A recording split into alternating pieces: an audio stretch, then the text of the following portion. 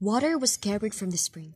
The few concrete houses had been built by families whose sons or fathers had gone south to work in the mines or to the Gulf, from where they sent money home. There are 40 million of us Pashtuns, of which 10 million live outside their homeland.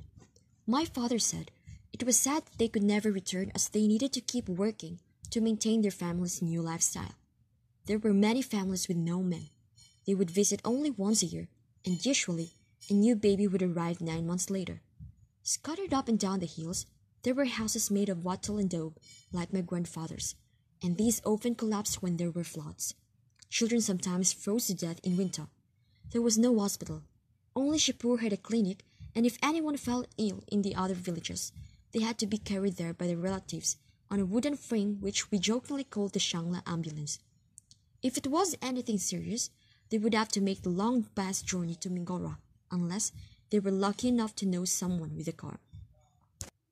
Usually, politicians only visited during election time, promising roads, electricity, clean water, and schools, and giving money and generators to influential local people we called stakeholders, who would instruct their communities on how to vote. Of course, this only applied to the men. Women in our area don't vote.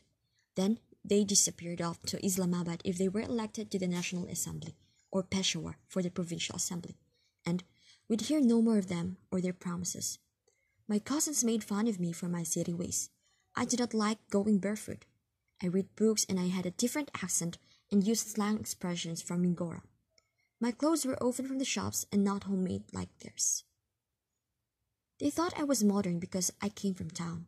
They did not realize people from Islamabad or even Peshawar would think me very backward. Sometimes we went up to the mountains and sometimes down to the river on family trips. It was a big stream too deep and fast to cross when the snows melted in summer. The boys would fish using earthworms threaded like beads on string hanging from a long stick. Some of them whistled, believing this would attract the fish. They weren't particularly tasty fish.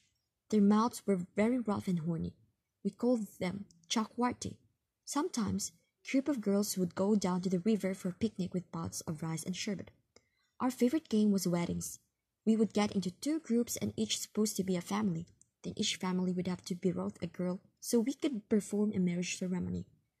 Everyone wanted me in their family, as I was from Mingora and Mordi. The most beautiful girl was Tanzala, and we often gave her to the other group, so we could then have her as our bride. The most important part of the mock wedding was jewelry.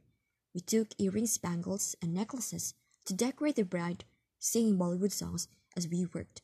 Then we would put makeup on her face that we taken from our mothers, dip her hands in hot limestone and soda to make them white, and paint her nails red with henna. Once she was ready, the bride would start crying, and we would stroke her hair and try to convince her not to worry. Marriage is part of life, we said. Be kind to your mother-in-law and father-in-law.